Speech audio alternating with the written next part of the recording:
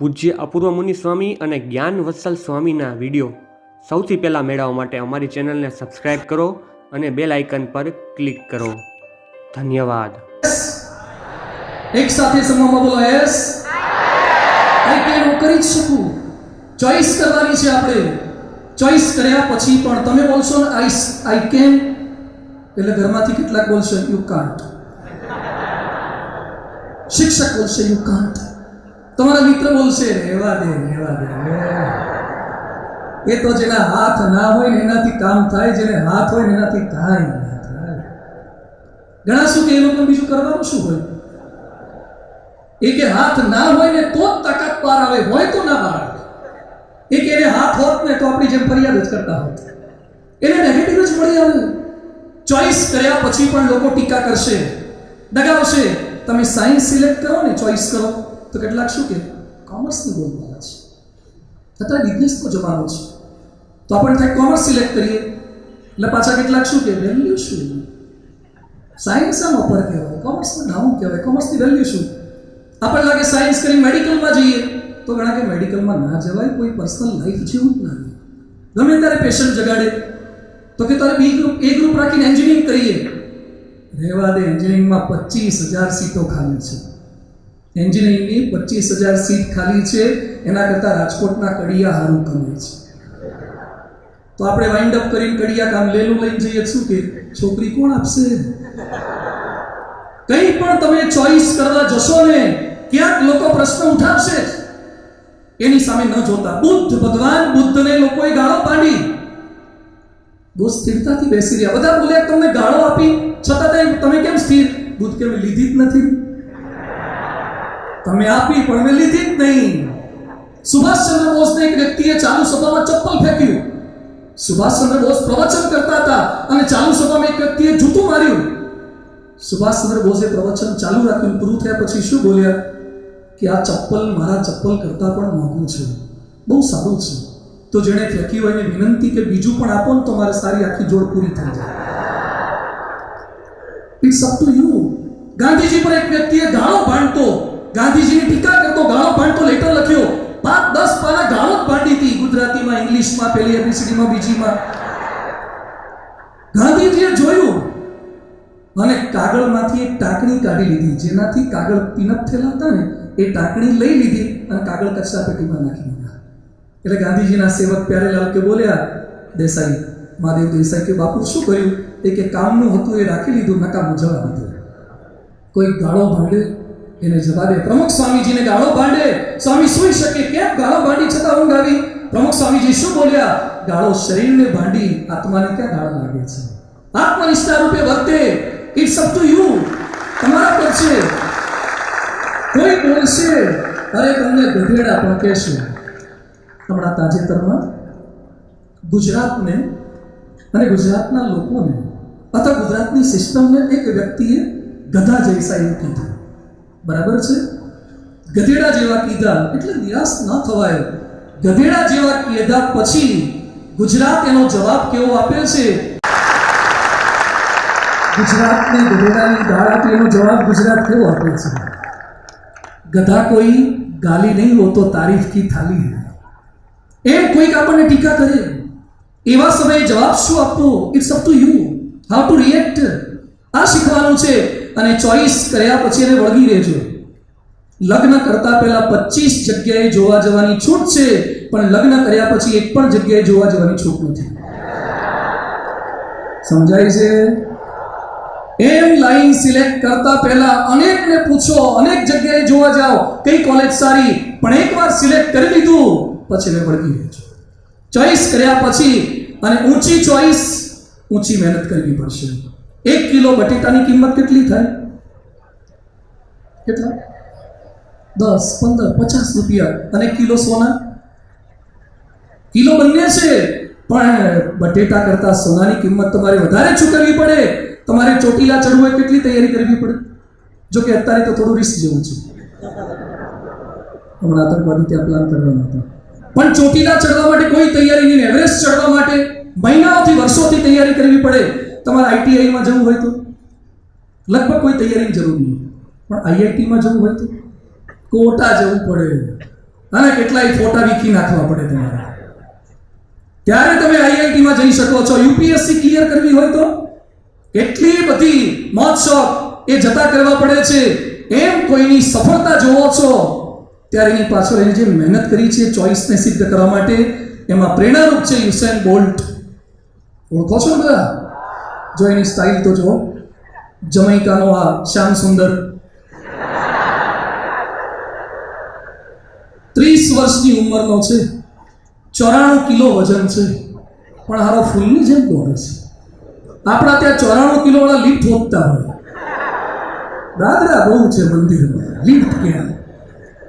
94 કિલોમાં જે દોડે છે, 23 ગોલ્ડ મેડલ મળ્યા છે, ઓલિમ્પિકની અંદર 8 મેડલ મળ્યા. એની style, fastest runner on this earth, વિશ્વમાં સૌથી સ્પીડમાં દોડી શકનારો માણસ આ છે. સિદ્ધિઓ જોઈને તાળીઓ પાડવાનું મન થાય, આમ કરવાનું મન થાય. અને પછી કે પાડલે બોલ્ટ બોલ્ટ બોલ્ટ, અરે કેટલાય તારા બોલ્ટ નટ બોલ્ટ ઢીલા કરવા પડે ત્યારે બોલ્ટ થવાય. મિત્રો, સારી ચોઈસ લાઈનની તો થઈ, ઓલિમ્પિકની કરી, પણ he has to work hard. સફળતા એની જાતે પ્રાપ્ત નહીં થાય, સખત પરસેવો પાડવો પડશે. તો પહેલો મુદ્દો ચાન્સ, સેકન્ડ વન ચોઈસ. સારી ચોઈસ કર્યા પછી પણ ચેલેન્જ આવશે. તમારી પાસે ગાડી સારી હોય, રસ્તો સારો હોય, પણ વચ્ચે વળાંક આવે, બમ્પ આવે. આપણા ત્યાં તો ગાયોને બાયોવાડી આવે, કોઈક રોંગ સાઈડમાં આવે, પાછો દાદાગીરીથી આવે. આપણે રાઈટમાં હોય પાછો આપણને બાજુ પર ચલાવે.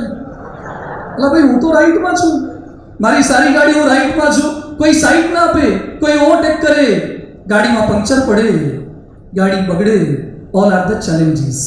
BMW હોય, ઓડી હોય, છતાં પણ પ્રશ્ન થાય. એમ તમે 12th, મેડિસિન, એન્જિનિયરિંગ, કોઈ પણ સારી લાઈનની ચોઈસ કરશો તો એ ચેલેન્જ આવશે. ડોક્ટર થયા પછી પણ ચેલેન્જ છે, એન્જિનિયરને પણ છે, પાયલોટને છે, પોલીસને છે, નેતાને છે. અરે સાધુ થવાનું વિચારશો ને તો ચેલેન્જ તો છે જ. સાધુ થયા પછી પણ ચેલેન્જીસ છે. એવરી ફિલ્ડની અંદર ચેલેન્જ છે. અરે ભગવાન રામને પણ ચેલેન્જ હતી, પોતાના જ ઘરવાળા એને મૂકી દેવા પડ્યા. કૃષ્ણ ભગવાનને પ્રશ્ન, કૃષ્ણ ભગવાનને કોઈ છોકરી ના આપે, બોલો. ભગવાનને તકલીફ હતી, બાયોડેટા કેટલા જગ્યાએ બતાવ્યા. એ વખતે સપ્તપદી.com, શાદી.com નહોતું. કૃષ્ણ ભગવાનને કંઈ પાત્ર ન મળે, એમના જ સગા દીકરાઓ એમનું કહ્યું ન કર્યું. સ્વામિનારાયણ ભગવાનની પણ લોકો ટીકા કરતા. ચેલેન્જીસ હતી, પણ ચેલેન્જની થોડીક તૈયારી રાખો. Preparation for the worst. આપણે છે ખરાબ પરિસ્થિતિનો વિચાર નથી કરતા. લાઈટ જઈને શું કે મરી ગયા, અને એમાં વચ્ચે પેલું અનામત આંદોલન થયું, નેટવર્ક બંધ કરે ને આનંદીબેન, હા કે નેટવર્ક કાપી નાખ્યું, બંધ કરી દીધું. શું કરવાનું હવે? અને હમણાં ઉનાળો આવે ને, બહુ ગરમી યાર, કેમનો ઉનાળો પસાર થશે? તો જા ઉત્તર ધ્રુવ પર જતો રહે. પરિસ્થિતિની સહેજ પણ તૈયારી નહીં. જીવનની અંદર વિપરીત પરિસ્થિતિ આવશે, નિષ્ફળતા મને મળે જ નહીં એવું ક્યારે બોલો નહીં. રજનીકાંતને ઓળખો છો? જો ફિલ્મ સ્ટાર રજનીકાંતની અત્યાર સુધીમાં 159 ફિલ્મો બહાર પડી છે.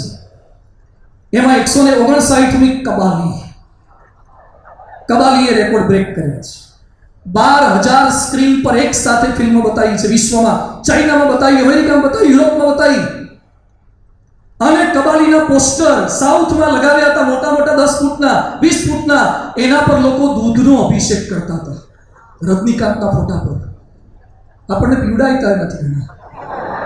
રજનીકાંતના પોસ્ટર પર દૂધનો અભિષેક કરે, કેટલી પ્રખ્યાતિ. એ રજનીકાંત કરોડ રૂપિયા કમાયા છે, છતાં 2014માં એની પુત્રી સૌંદર્યા એની સાથે મળી 2 ફિલ્મ એણે બનાવી હતી. 140 કરોડનો ખર્ચો કર્યો, છતાં રજનીકાંતની બંને ફિલ્મો ફ્લોપ ગઈ છે. મિત્રો, સારા સારા સફળ માણસો પણ ફ્લોપ થાય છે. આ ચેલેન્જ આવશે. મેડિકલમાં ગયા પછી પણ કદાચ કેટી આવી શકે, એન્જિનિયરિંગમાં આવી શકે. Preparation for the worst. તો એનાથી ગભરાવો નહીં. શારીરિક ચેલેન્જ સામે ડગો નહીં. જે આપણે જોયું છે એ નાની પાલખીવાળા હોય કે વીર ડોનાલ્ડ હોય. નાની પાલખીવાળાની જીભ ફૂટવાતી હતી. વીર ડોનાલ્ડ ઉત્તર ધ્રુવ પર ગયા હતા. વીર ડોનાલ્ડને 50 વર્ષ પછી પ્રશ્ન પૂછ્યો કે તમને કઈ તકલીફ પડી હતી? તો કે કાંઈ તકલીફ નહીં. એને તકલીફ કેટલી પડી? એક આંખ જતી રહી, એક આંખમાં દેખાતું ઓછું થઈ ગયું, શરીર ગળી ગયું, બંને પગ જતા રહ્યા. છતાં વીર ડોનાલ્ડ એમ બોલે છે કે એને તો કઈ તકલીફ કહેવાય? આટલી તો મેં તૈયારી રાખી જ હતી. શારીરિક ચેલેન્જની તૈયારી રાખજો, આર્થિક ચેલેન્જની તૈયારી રાખો. આર્થિક કટોકટી પણ આવે, વાપરવાના પૈસા ન મળે. હમણાં નોટબંધી થઈ ગયો કે શું થશે? હવનું થશે, તારું થશે, ગામડાખાનું થાય, આપણું થાય, એમાં શું થશે? એની વચ્ચે ગભરાવો નહીં. હમણાં વ્હાઇટનું બધું વધી ગયું, ચેકથી પેમેન્ટ કરવાનું. એ કે વ્હાઇટનું બધું કેમનું થાય? આખા ગામને તકલીફ નહીં પડે? આર્થિક ચેલેન્જીસની તૈયારી રાખો, શાબ્દિક ટીકાની તૈયારી રાખો. પોલિયોની રસી જેણે શોધી, જોનાસ સાલ્ક, એના કામની લોકો ટીકા કરતા. આ વસ્તુ કામ નહીં કરે, અગત્યનું નથી, આમાં શી નવાઈ? છતાં પણ એને પોલિયોની રસી શોધી. અરે સીતા માતાની ટીકા થઈ. વોલ્ટ ડિઝની, જેને ડિઝનીલેન્ડ આખું બનાવ્યું, એને લોકો એમ કહેતા તારામાં કલ્પના શક્તિ જ નથી. એડિસનને ગાળો ભાંડતા. માઇકલ જોર્ડન, એને હાઈસ્કૂલની બાસ્કેટબોલની ટીમમાંથી કાઢી મૂક્યો તો માઇકલ જોર્ડનને. ન્યૂટનને ઠોઠ કહેતા, આઈન્સ્ટાઈનને ઢગાનો ઢોક કહેતા. લોકો ટીકા કરતા, આપણે લોકોએ બધી જ ચેલેન્જની તૈયારી રાખી હતી. ક્યારે હિંમત ના હારી જાઓ, માનસિક હિંમત ના હારી જાઓ. વિદ્યાધર સૂરજ પ્રસાદ નાયપોલ, ભારતનો વ્યક્તિ, 1932માં જન્મ, ત્રિનિદાદ ગયા. લખવાનો શોખ, 27 વર્ષે નોવેલ લખી. એના પિતાને ન ગમે અને એના દેશે સ્કોલરશિપ આપી, ઓક્સફર્ડમાં ભણવા મોકલ્યો. ભણ્યો પણ ડિપ્રેશન આવ્યું. બાજુમાં વિદેશી વિદ્યાર્થીઓ, 18 મહિના ડિપ્રેશન રહ્યું. આત્મહત્યા કરવાનો સંકલ્પ કર્યો. એની કોલેજની હોસ્ટેલમાં રૂમમાં એને ગેસ સ્ટાર્ટ કર્યો. ગેસ સ્ટાર્ટ કર્યા પછી રૂમમાં બારી બારણા બંધ કરી દીધા, જેથી કરીને ગેસથી ગુંગળાઈને પોતે મરી જાય. He was trying to suicide, he wants to commit suicide. પણ ભગવાને એની રક્ષા કરી, ગેસ ખૂટી ગયો, બચી ગયો. એને એમ થયું કે ભગવાનની ઈચ્છા છે કે હું હિંમત ન હારું, પ્રયત્ન ચાલુ રાખું. એને પ્રયત્ન ચાલુ રાખ્યો. વિદ્યાધર સૂરજ પ્રસાદ નાયપોલ એનું નામ. એને અનેક કોલેજોએ માનદ ડોક્ટરેટની ડિગ્રી આપી અને એને 2000ના વર્ષની અંદર સાહિત્યનું નોબેલ પ્રાઇઝ પ્રાપ્ત થયું. જે આત્મહત્યા કરવા સુધી પહોંચી ગયો હતો, એને સાહિત્યનું નોબેલ પ્રાઇઝ મળ્યું. છેલ્લે સુધી તમે જજુમતા રહો, ગમે તે પરિસ્થિતિની અંદર હિંમત ના હારો. ચેલેન્જની અંદર પણ કંઈક રસ્તો વિચારવાનો છે. છેલ્લે સુધી ક્યારે હિંમત ના હારી.